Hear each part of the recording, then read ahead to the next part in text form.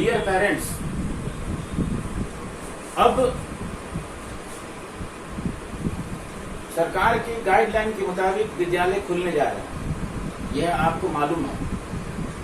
बच्चे बहुत दिनों तक, 1.5-2 वर्षों तक घर में बैठे ऑनलाइन क्लास किए, और वो कितना ऑनलाइन क्लास किए ये आपको अच्छी तरह मालूम है।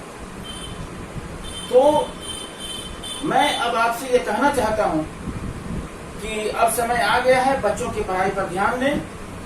आप पेरेंट्स हैं, परिवार सामाजिक जीवन की सर्वोत्तम पाठशाला होती है।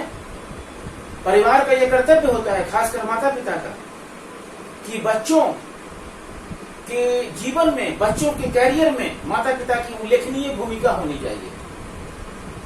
तो जो छोटे बच्चे हैं, क्योंकि अब सरकार का जो गाइडलाइन है 5+3+3+4, उसके मुताबिक अब पढ़ाई होगी, तो आप भी इस चीज को समझिए,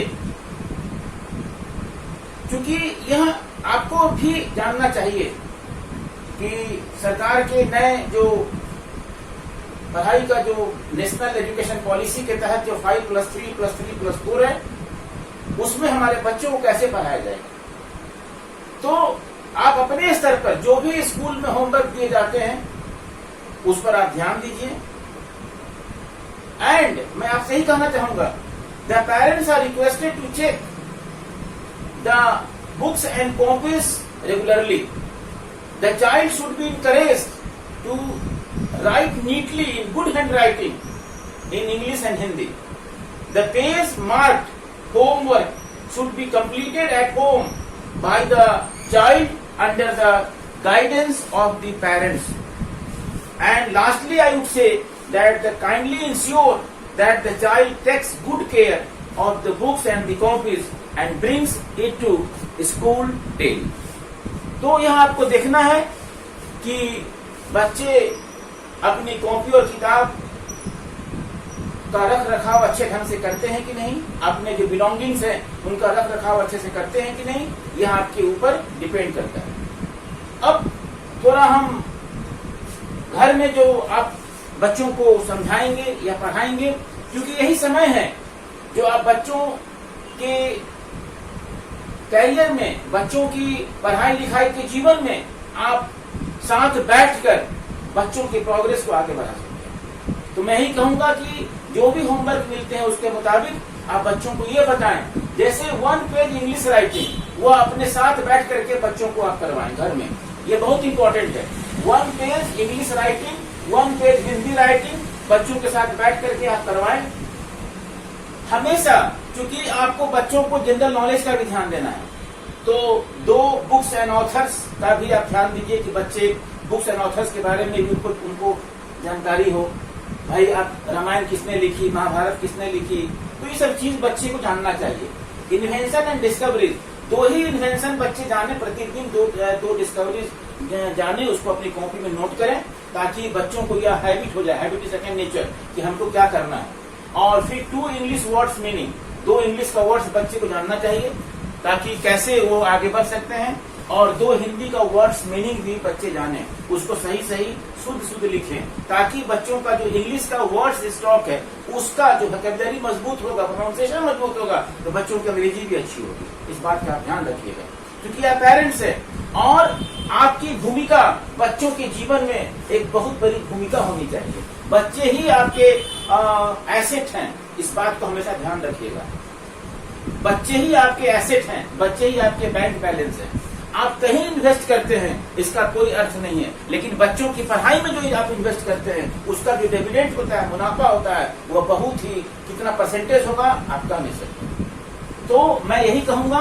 और बच्चों को जनरल नॉलेज में, जैसे बच्चों से अगर आप पूछिएगा कि फलाना सिनेमा का हीरो कौन है, तो बच्चे बता देंगे। लेकिन बच्चे से ये पूछिएगा कि भगवान राम कौन थे, माँ सीता कौन है, हनुमान जी कौन है, तो बच्चे को वो ये नहीं जानते हैं। तो जो एक अध्यात्म भी है, क्योंकि आप पेरेंट्स हैं, बच्चों को यह बतानी होगी, यह मेरा आपका जो आध्यात्मिक जो मेरा बैकग्राउंड है, बच्चों को उसकी भी जानकारी आपको देनी चाहिए। उसके अलावा जो भारत के हमारे राष्ट्रपति हैं, महामहिम भारत के प्रधानमंत्री हैं, बिहार के राज्यपाल हैं, बिहार के मुख्यमंत्री कौन है, आपको लोकसभा के स्पीकर कौन है, बिहार विधानसभा के स्पीकर कौन है।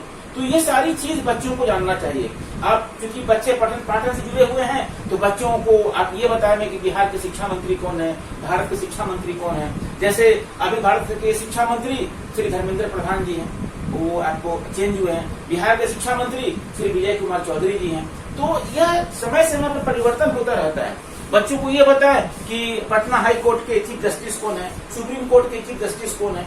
तो ये सारे चीज बच्चों को ये जानना। छोटे बच्चे होते हैं, जो आपको जो 6, 7, 8 के बच्चे होते हैं, वो बच्चे को जानकारी होनी चाहिए। घर में और भी ऐसा माहौल होना चाहिए, पढ़ाई लिखाई का माहौल, कि बच्चे इस चीज को समझें कि ये हमें पढ़ना बहुत जरूरी है। और इसके लिए आप खुद बैठिए बच्चों के साथ शाम को, क्योंकि देखिए यही समय है कि बच्चों की पढ़ाई में आप कितना उन्हें मदद कर सकते हैं।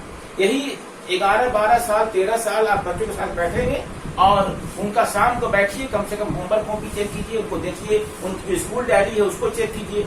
इससे क्या होगा, बच्चों में डर पैदा होगा। कोई बैठे, माता पिता बैठे, उनमें डर पैदा होगा कि मेरे पेरेंट्स हमारे प्रति जागरूक हैं और हमारी कॉपी, हमारी स्कूल डायरी, हमारी जो होमवर्क कॉपी है उसको चेक करते हैं।